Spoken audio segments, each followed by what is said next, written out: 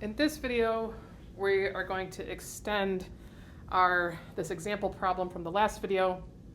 And in this video, we're going to calculate the conversion predicted by the segregation and maximum mixedness model for the RTD data given in the last video. So this is the same exact problem, same exact data. The first three questions say construct the CFT curve, the EFT curve, the FFT curve. We already did that in the last video. So let's go with number 4, which is to compute the conversion predicted by a ideal CSTR model and ideal PFR model, the segregation model, and the maximum mixedness model. We're given 2 reactions. I'm going to not do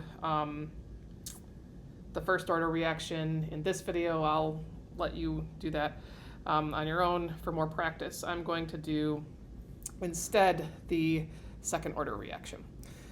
Okay, so we're going to do this 4 times, each one calculating using a different model. So before we do that, let's get the rate law for the reaction. So we're going to consider 2a goes to b. The rate law minus RA is going to be equal to KCA squared. It is a elementary liquid phase reaction. We've already taken account of the elementary part. Because it's a liquid phase reaction, we don't have to worry about any changes in volume or volumetric flow rate, which means that we can write conversion in terms of x without adjusting for that, and that gives my rate law equal to k times Ca naught squared times 1 minus x squared. Okay, so now let's solve this using our different models. So first we'll do the CSTR. So my CSTR model, I know that my mole balance is going to be Fa naught times x divided by minus Ra. So let me fill in some information here. Actually, let me go down here.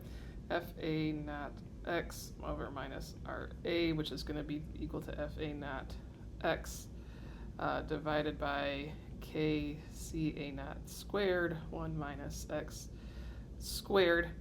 That is going to be equal to Ca naught script V naught volumetric flow rate x divided by K Ca naught squared 1 minus x squared,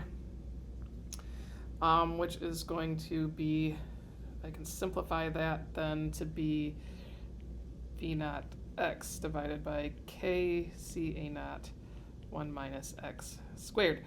And what this then allows me to do is to divide by a script V naught, so I'm going to get tau is equal to x divided by Kca naught 1 minus x squared. This is going to be where I have the data I need to solve the problem. So what I'm going to do here, let's see here. What I'm going to do here is rearrange just a little bit. I'm going to say tau times k times Ca naught is equal to x over 1 minus x squared. And what I'm going to do is fill in these values. The tau, for an ideal CSTR, the residence time is equal to the average residence time. So I'm going to use the average residence time that I calculated in the last example for this value. K, we are given that value is equal to 0.1 meters cubed per kilomole times minutes. And Ca naught I'm also given. This is equal to 1 kilomole per meter cubed. That means I just need to go through and find values of x, or the value of x that satisfies this equation. And if I do that, I get x CSTR is equal to 0.27. So basically, the key to solving the CSTR, the piece of the data that I needed was this mean residence time, which goes into my CSTR mole balance. And now I can do the same thing for the PFR. So the PFR.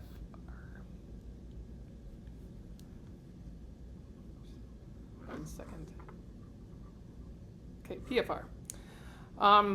Okay, so my mole balance for the PFR is going to be dx dv is equal to, where am I here? Minus RA over FA naught, which is going to be equal to K CA naught squared 1 minus X squared divided by FA naught,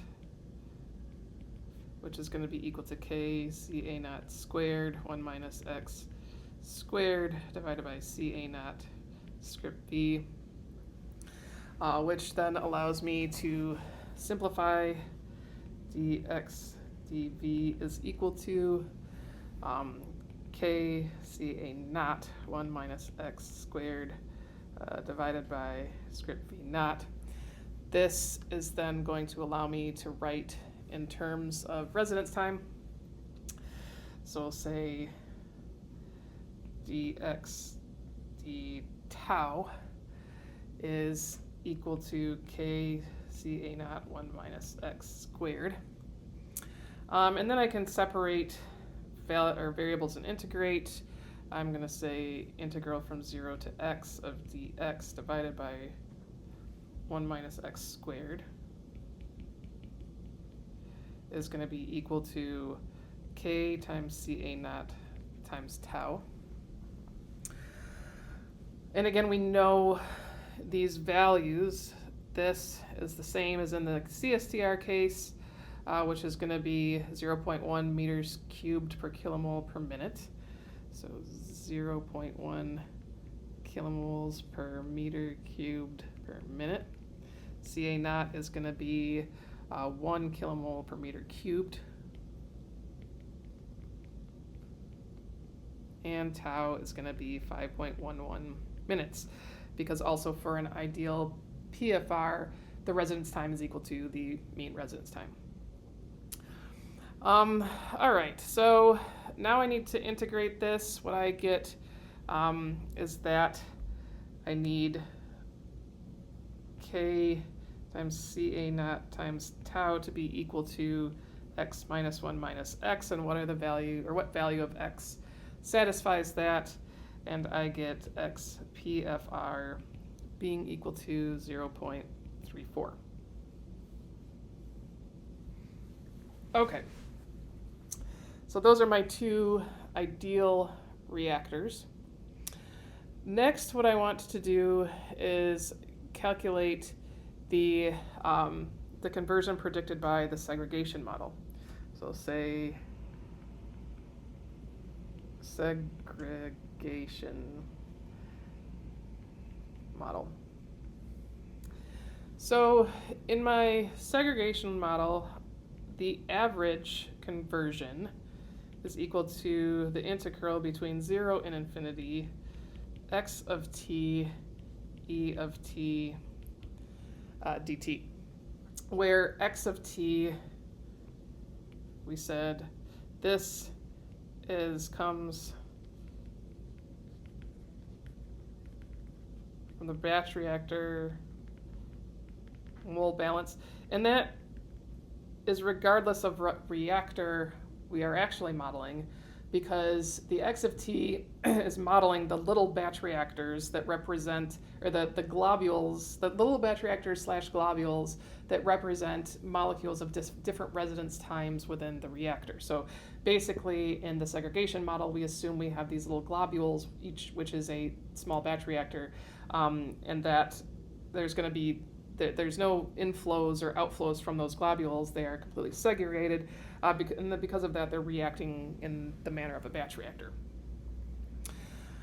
Okay, so we have a couple things that we need to do there. So first, we need to get this function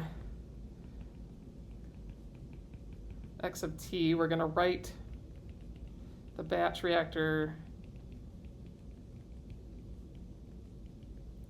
mole balance, and that is going to be equal to dx dt is equal to minus RA over CA naught. And I can fill in the rate law there. It's going to be equal to K CA naught squared 1 minus x squared divided by CA naught, or equal to K CA naught 1 minus x squared. Okay, so now what I want to do is integrate this to get x as a function of t. So to do that, I'm going to separate the variables, integrate between 0 and x, dx 1 minus x squared. That's going to be equal to K CA naught times t. And I get the same equation as I did for my PFR. X divided by 1 minus x is equal to K CA naught times t. But what I need to do now is solve for x. And if I do that, I get x is equal to K CA naught times t divided by 1 plus K CA naught times t. This is my function x of t. So now what I need to do is to integrate this function times my e of t. So I am going to do that using Polymath Plus. So I'm going to go over here to Polymath Plus. I have my data already loaded up from the last problem. Right now it's set to calculate e of t. The last thing I did was look at fraction of fluid residing in the reactor between 3 and 6 minutes. I'm going to change my limits of integration.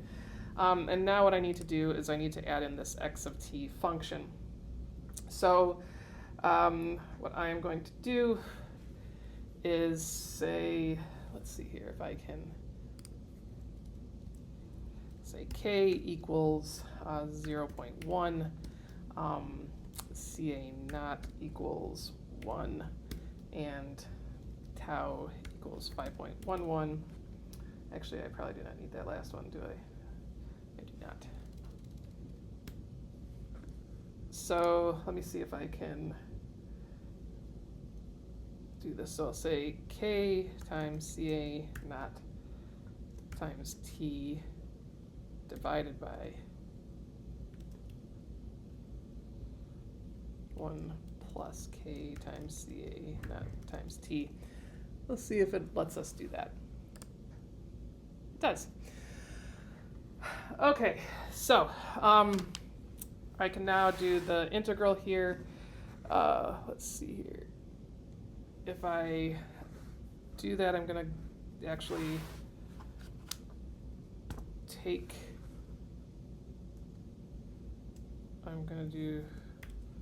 a screenshot here of what I've done. See that the integral value that I get is 0.32. I'm going to come over here, bring this into here.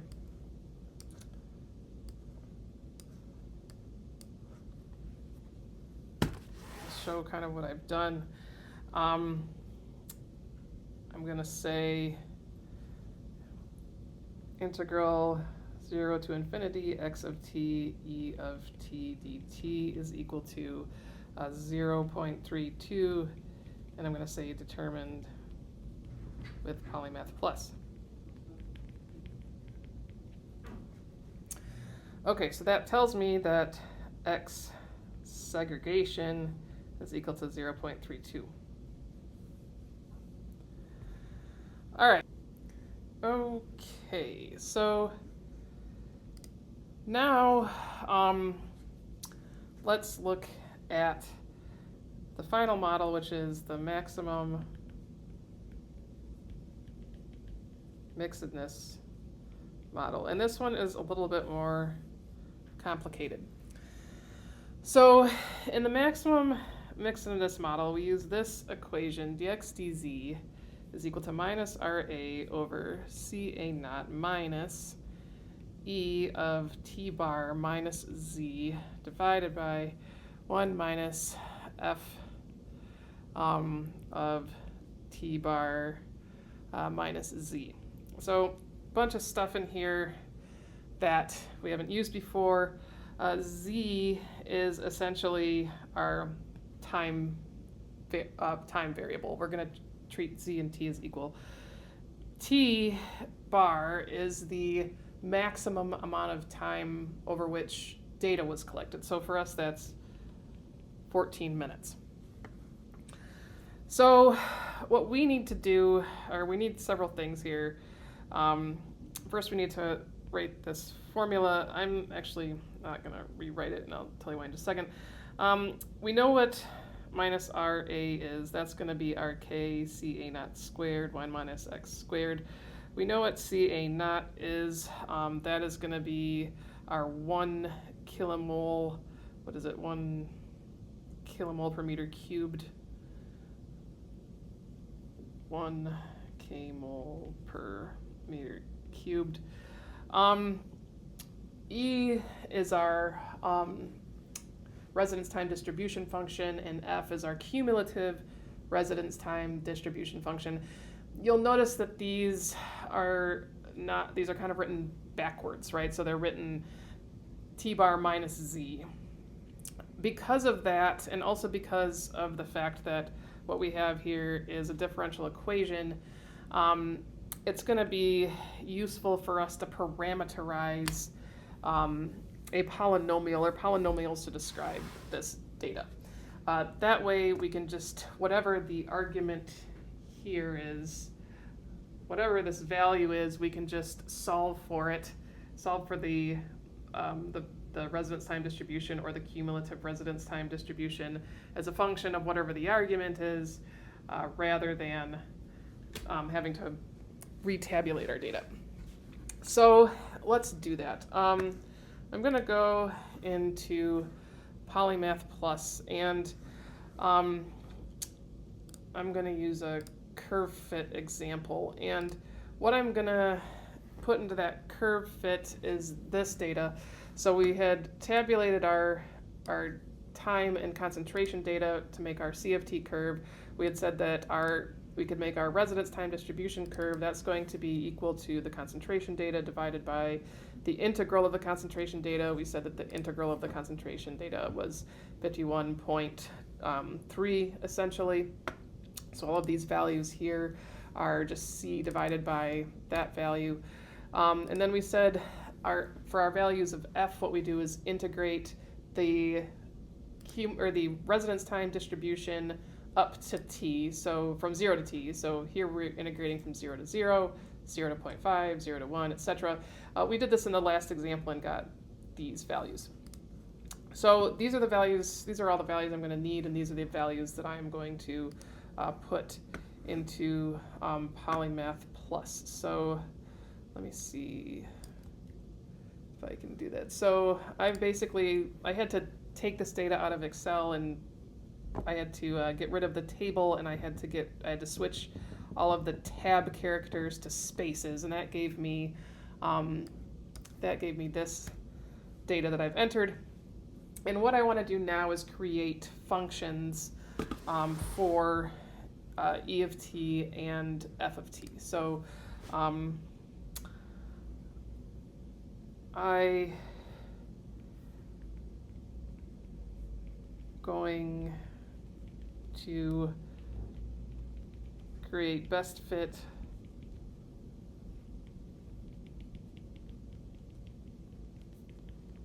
for E of t and f of t for the sake of ease.